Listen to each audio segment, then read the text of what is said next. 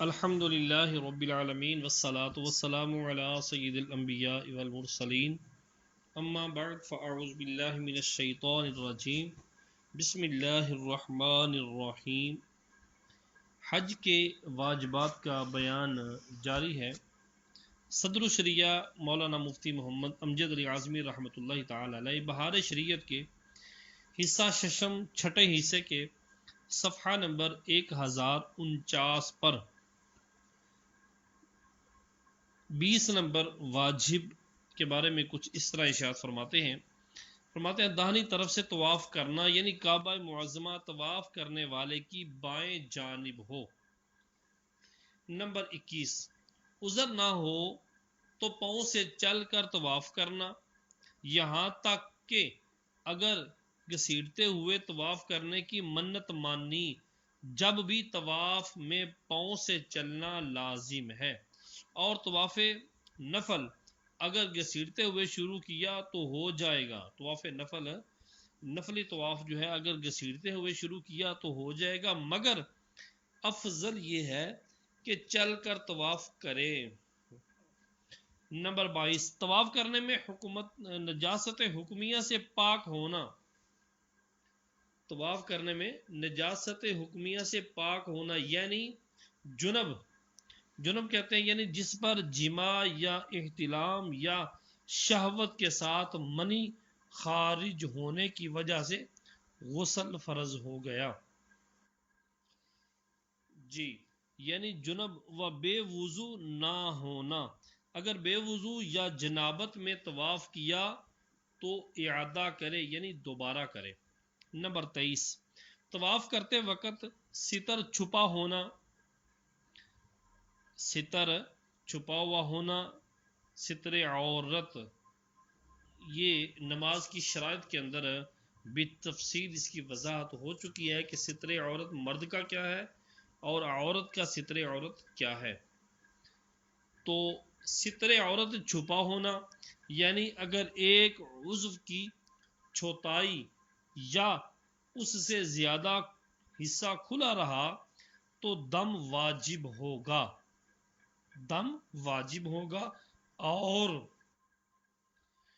اور چند جگہ سے کھلا رہا تو جمع کریں گے۔ غرض نماز میں ستر کھلنے سے جہاں نماز فاسد ہوتی ہے، اگر طواف کے اندر ایسا معاملہ ہوا تو یہاں پر دم واجب ہوگا۔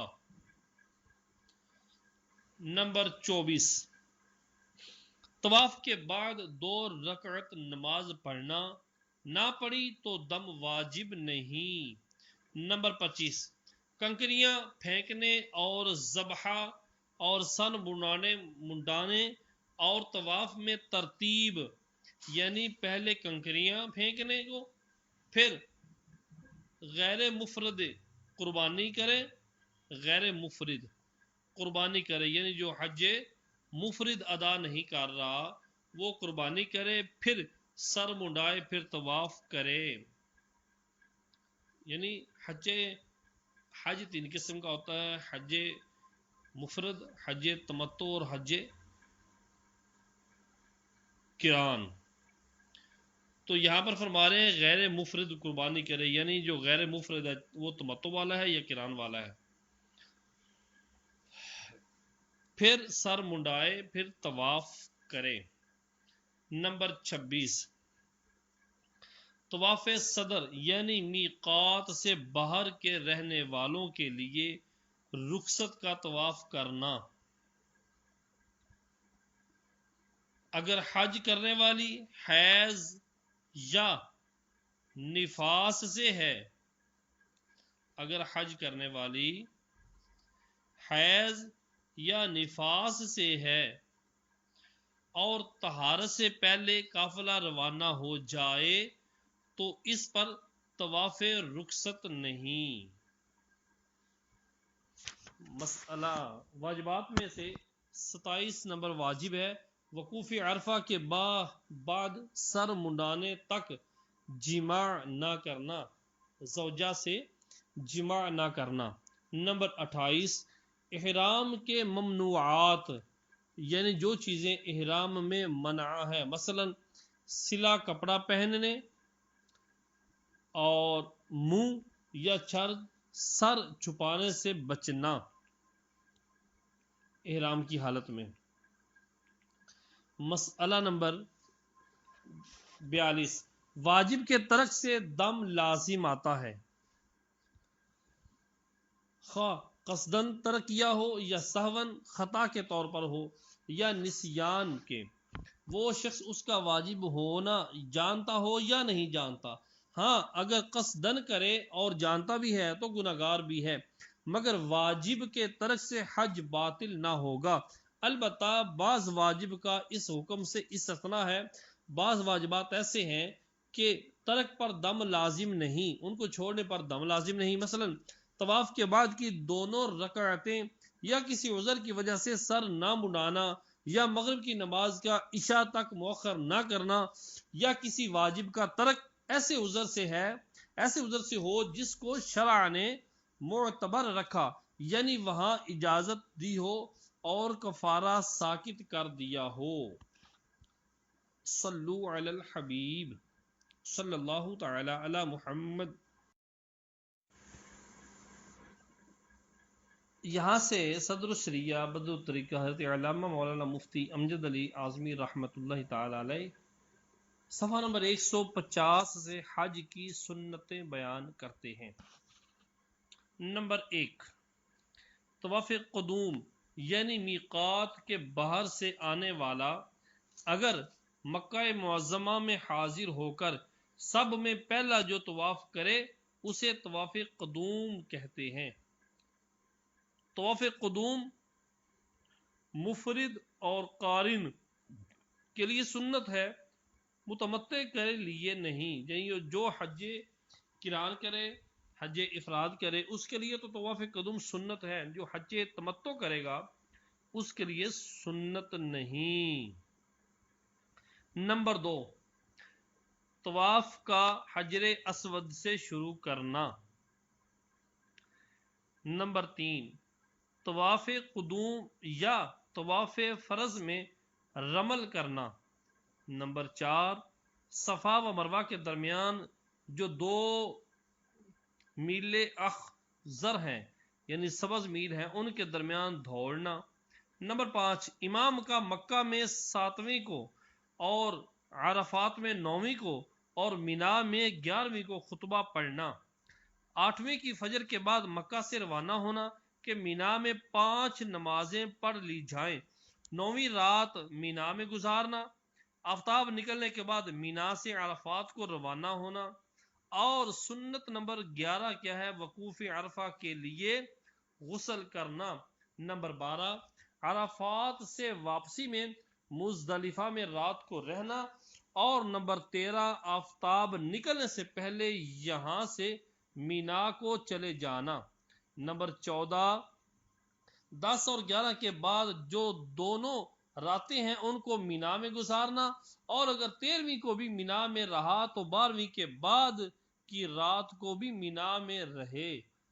نمبر 15، ابطح یعنی وادی محسب میں اترنا، اگرچہ تھوڑی دیر کے لیے ہو، اور ان کے علاوہ اور بھی سنتیں ہیں جن کا ذکر اثناء بیان میں انشاءاللہ آئے گا، دوران بیان آ جائے گا۔ نیز حج کے مستحبات و مکروہات کا بیان بھی موقع سے آتا رہے گا، آپ کے سامنے پیش کرتا رہوں گا۔ اب حرمین طیبین کی روانگی کا قصد کرو، ارادہ کرو، اور آداب سفر و مقدمات حج جو آپ کے سامنے میں پیش کرتا ہوں ان کو توجہ کے ساتھ، دل جمی کے ساتھ سنیں تاکہ ہم جب ادا کریں تو ہمیں ان کا فائدہ حاصل ہو۔ آداب سفر و مقدمات حج کا بیان، یعنی وہ آداب جو سفر کے اندر ملحوظ خاطر رکھنے ہیں اور حج تک جانے کے دوران جو پیش آنے والے ہیں ان کا کیسا خیال رکھا جائے۔ نمبر 1، جس کا قرض آتا یا امانت پاس ہو ادا کرے، یعنی جس کا قرض دینا ہے یا امانت ہے وہ ادا کرے۔ جن کے مال ناحق لیے ہوں جس بندے کا نہ حق مال ضبط کیا ہو واپس دے یا معاف کرا لے، پتہ نہ چلے تو اتنا مال فقیروں کو دے دے۔ نمبر 2، نماز، روزہ، زکوٰۃ، جتنی عبادات ذمے پر ہوں ادا کرے، اور تائب ہو توبہ کرے اور آئندہ گناہ نہ کرنے کا پکا ارادہ کرے۔ نمبر 3، جس کی بے اجازت سفر مکروہ ہے، یعنی جس کی اجازت کے بغیر سفر مکروہ ہے، جیسے ماں باپ، شوہر، اسے رضامند کرے۔ جس کا اس پر قرض آتا ہے اس وقت نہ دے سکے تو اس سے بھی اجازت لے۔ پھر حج فرض کسی کی اجازت نہ دینے سے روک نہیں سکتا، اجازت کی کوشش کرے، نہ ملے جب بھی چلا جائے۔ نمبر 4، اس سفر سے مقصود صرف اللہ عز و جل و رسول اللہ صلی اللہ تعالی علیہ وآلہ وسلم ہوں۔ ریا و سمعہ، فخر سے جدا رہے، یعنی اس کے ذہن میں قطعاً یہ بات نہ آئے کہ ریاکاری کے طور پر حج کر رہا ہے، یا لوگوں کو خوش کرنے کے لیے، یا لوگوں سے تعریف کروانے کے لیے، یا فخر کرے لوگوں پر کہ میں حج کرنے جا رہا ہوں۔ ان چیزوں سے جدا رہے۔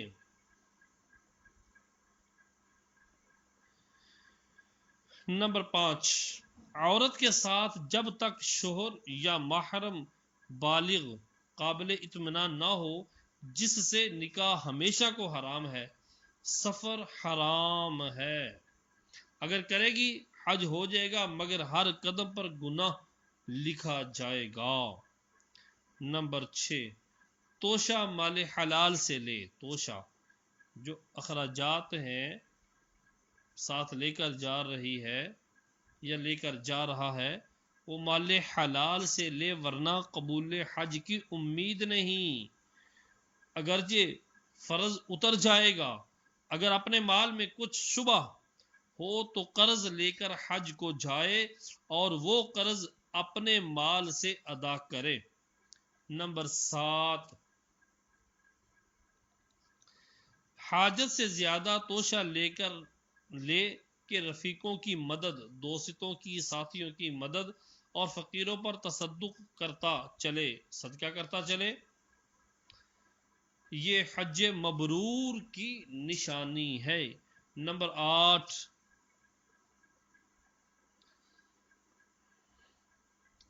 عالم کتب فقہ بقدر کفایت ساتھ لے، جتنی کفایت کریں گی اس کو ضرورت پڑے گی وہ ساتھ لے لے، اور بے علم کسی عالم کے ساتھ جائے، یہ بھی نہ ملے تو کم از کم یہ رسالہ ہمراہ ہو، یعنی حج کا رسالہ جو ہے اس کے ساتھ ہو۔ آج کل تو اگر کسی مسلمان نے حج کرنا ہو، اللہ تبارک و تعالی اس کو حج کی دولت سے مالا مال فرما رہا ہو، تو اس کے لیے تو آج کل بہترین آڈیو ویڈیو بیانات علماء اہل سنت کی اور مایا ناز تصنیفات ہیں۔ امیر دعوت اسلامی حضرت علامہ مولانا ابو بلال محمد الیاس عطار قادری رضوی ضیائی دامت برکاتہم العالیہ کی کتاب رفیق الحرمین، یہ بہترین کتاب ہے، اس کا مطالعہ کریں۔ حج پر جانے سے پہلے اور آپ کے مدنی مذاکرے ہیں، حج کے موقع پر، سفر مدینہ کے موقع پر آڈیو ویڈیو بیانات ہیں، مدنی مذاکرے ہیں، وہ سنیں تو انشاءاللہ العزیز وہ غلطیاں، وہ اغلاط جن سے عام طور پر لوگ بچتے نہیں اور غلطیاں سمجھتے بھی نہیں، اس سے انشاءاللہ چھٹکارا ملے گا، اور ان کی نشاندہی حضرت علامہ مولانا ابو بلال محمد الیاس عطار قادری دامت برکاتہم العالیہ نے بڑے احسن انداز سے فرمائی ہے۔ تو اللہ تبارک و تعالی سب کو حج کرنے کی توفیق رفیق عطا فرمائے۔ تو ایسی بک، ایسا رسالہ حج پر جانے سے پہلے مطالعے میں ہونا چاہیے، اور ہو سکے تو ساتھ لے کر جائیں تاکہ آپ کے بھی کام میں آئے اور آپ کے جو رفیق ہیں، دوست احباب ہیں جو ساتھ ہیں، ان کو بھی یہ فائدہ بخش ثابت ہو۔ تو نمبر 9، آئینہ، سرما، کنگا، مسواک ساتھ رکھے کہ سنت ہے۔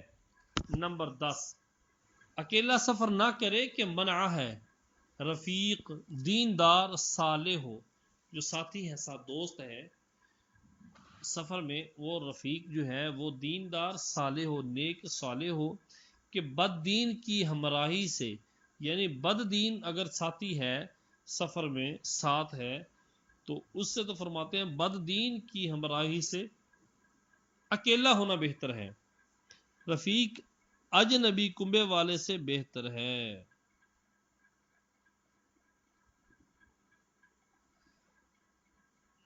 نمبر 11، حدیث میں ہے جب 3 آدمی سفر کو جائیں آپنے میں ایک کو سردار بنا لیں، سردار یعنی نگران، ذمہ دار، اس کے سپرد کر دیں کہ معاملات ہمارے اس طرح طے پائیں گے، اس طرح جو وہ کام تقسیم کریں گے تو انشاءاللہ العزیز ان کو سفر کرنے میں آسانی پیدا ہوگی۔ اس میں کاموں کا انتظام رہتا ہے، سردار اسے بنائیں جو خوش خلق، عاقل، دیندار ہو۔ سردار کو چاہیے کہ رفیقوں کے آرام کو، جو ذمہ دار ہے، جو نگران ہے، اس کو چاہیے کہ وہ رفیقوں کے آرام کو اپنی آسائش پر مقدم رکھے۔ نمبر 12، چلتے وقت سب عزیزوں دوستوں سے ملے اور اپنے قصور معاف کرائے، اور اب ان پر لازم کہ دل سے معاف کر دیں۔ حدیث میں ہے جس کے پاس اس کا مسلمان بھائی معذرت لائے واجب ہے کہ قبول کرے، ورنہ حوض کوثر پر آنا نہ ملے گا۔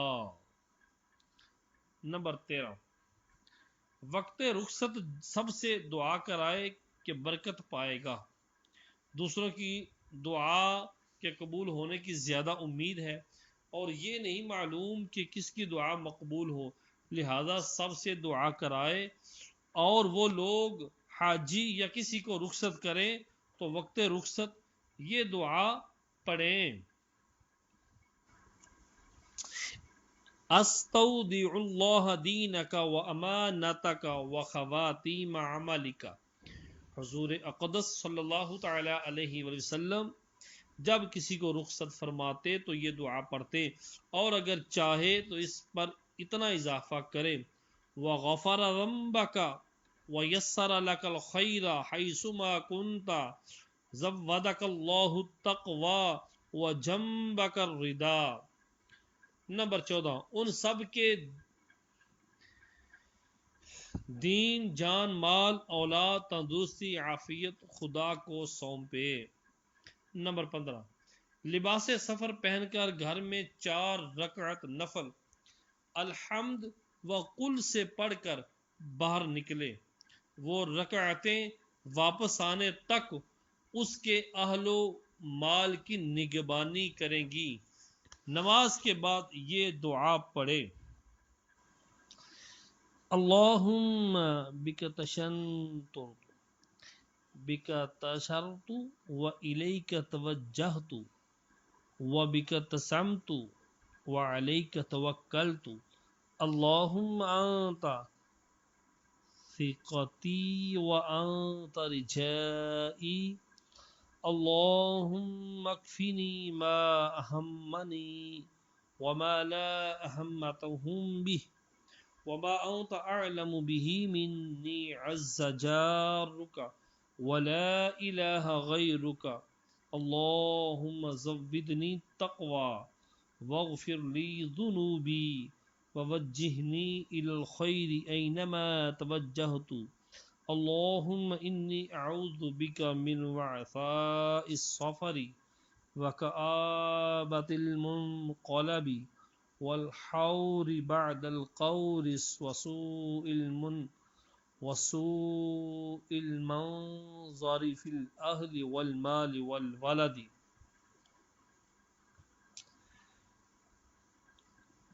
نمبر 16، گھر سے نکلنے کے بعد کچھ صدقہ کرے. گھر سے نکلنے سے پہلے اور بعد کچھ صدقہ کرے. نمبر 17، جدھر سفر کو جائے، جمعہ رات یا ہفتہ یا پیر کا دن ہو اور صبح کا وقت مبارک ہے، اور اہل جمعہ کو روزے جمعہ قبل جمعہ سفر اچھا نہیں. نمبر 18، دروازے سے باہر نکلتے ہی یہ دعا پڑھے: بسم اللہ وباللہ توکلت علی اللہ ولا حول ولا قوة الا باللہ اللہم انا نعوذ بک من ان نذل او نغل او نضل او نضل او نظلم او نظلم او نجہل او یجہل علینا احد. اور درود شریف کی کثرت کرے.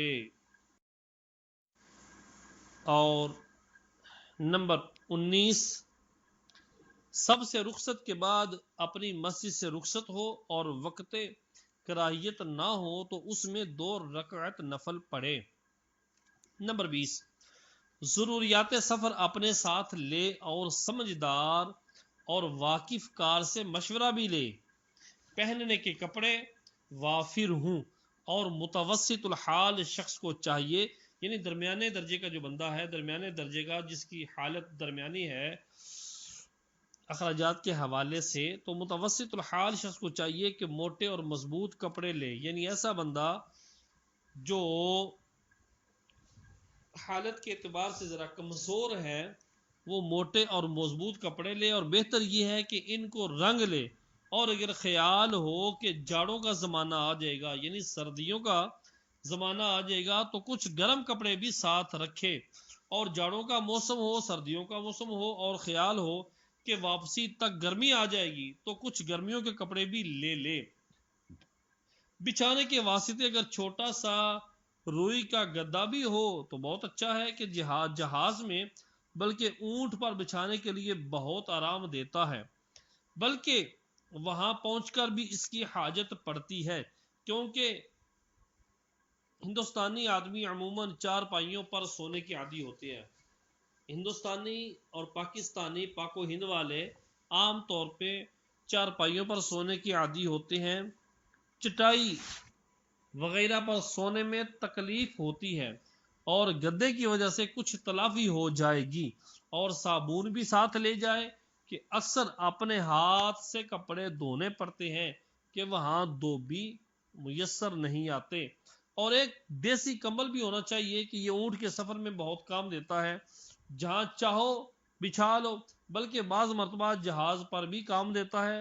اور شقدوں پر ڈالنے کے لیے بوری کا ٹاٹ لے لیا جائے. شقدوں یعنی اونٹ کے اوپر جو بیٹھنے کے لیے جو سواری سیٹ رکھی جاتی ہے، تو بوری کا ٹاٹ لے لیا جائے. چاقو اور ستلی اور سوا ہونا بھی ضروری ہے.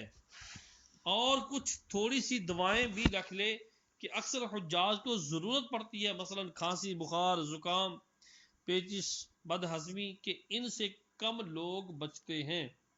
لہذا گلے بنفشہ، حتمی، گو زبان، ملیٹھی کہ یہ بخار، زکام، کھانسی میں کام دیں گی. پیچش کے لیے چاروں تخم یا کم از کم اسبغول ہو، اور بد ہضمی کے لیے آلوئے بخارا، نمک سلیمانی ہو، اور کوئی چورن بھی ساتھ ہو کہ اکثر اس کی ضرورت پڑتی ہے. مثلا بادیان، پودینہ، خشک حلیلہ سیاہ، نمک سیاہ کہ انہی کا چورن بنا لے کافی ہوگا. اور عرق کافور و پیپر منٹ ہو تو یہ بہت امراض میں کام دیتے ہیں. دوائیں ضرور ہوں کہ ان کی اکثر ضرورت پڑتی ہے اور میسر نہیں آتی. اگر تم کو خود ضرورت نہ ہوئی اور جس کو ضرورت پڑی اور تم نے دے دی، تو وہ اس قسم پرسی کی حالت میں تمہارے لیے کتنی دعائیں دے گا. اور برتنوں کی قسم سے اپنی حیثیت کے موافق ساتھ رکھے۔ ایک دیجکی ایسی جس میں کم از کم 2 آدمیوں کا کھانا پک جائے، یہ تو ضروری ہے کیونکہ اگر تنہا بھی ہے جب بھی بدو کو کھانا دینا ہوگا، اور اگر چند قسم کے کھانے کھانا چاہتا ہو تو اسی انداز سے پکانے کے برتن ساتھ ہوں، اور پیالے رکابیاں بھی اسی انداز سے ہوں، اور ہر شخص کو ایک مشکیزہ بھی ساتھ رکھنا ضروری ہے۔ اولن تو جہاز پر بھی پانی لینے میں آسانی ہوگی، دوم اونٹ پر بغیر اس کے کام نہیں چل سکتا کیونکہ پانی صرف منزل پر ملتا ہے، پھر درمیان میں ملنا دشوار ہے بلکہ نہیں ملتا۔ اگر مشکیزہ ساتھ ہوا تو اس میں پانی لے کر اونٹ پر رکھ لو گے کہ پینے کے بھی کام آئے گا اور وضو طہارت کے لیے بھی۔ اگر تمہارے پاس خود نہ ہو تو کسی سے مانگو گے اور شاید ہی کوئی دے، الا ماشاء اللہ، کم ہی دیتے ہیں۔